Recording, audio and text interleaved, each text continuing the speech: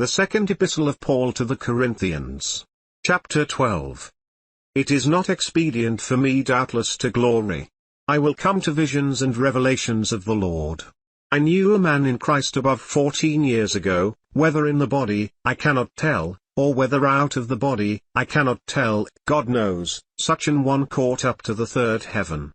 And I knew such a man, whether in the body, or out of the body, I cannot tell, God knows, how that he was caught up into paradise, and heard unspeakable words, which it is not lawful for a man to utter. Of such an one will I glory, yet of myself I will not glory, but in my infirmities.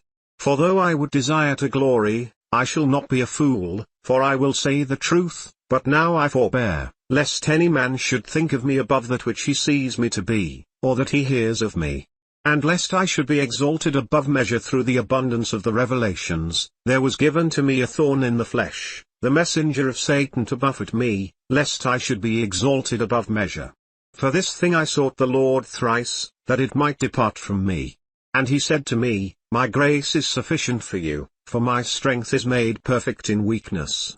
Most gladly therefore will I rather glory in my infirmities, that the power of Christ may rest on me.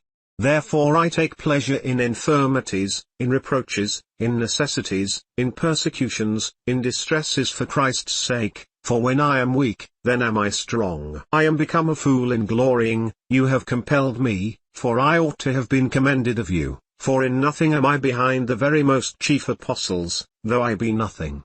Truly the signs of an apostle were worked among you in all patience, in signs, and wonders, and mighty deeds. For what is it wherein you were inferior to other churches, except it be that I myself was not burdensome to you? Forgive me this wrong.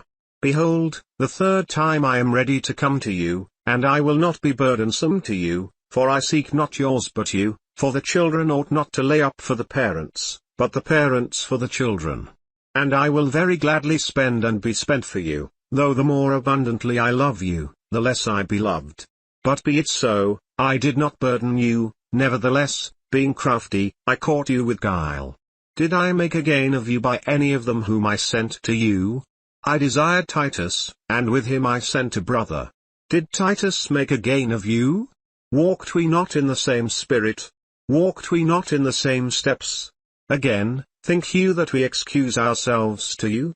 We speak before God in Christ, but we do all things, dearly beloved, for your edifying. For I fear, lest, when I come, I shall not find you such as I would, and that I shall be found to you such as you would not, lest there be debates, contentions, wraths, strifes, backbitings, whisperings, arrogance, tumults, and lest, when I come again, my God will humble me among you, and that I shall mourn many which have sinned already, and have not repented of the uncleanness and fornication and lasciviousness which they have committed.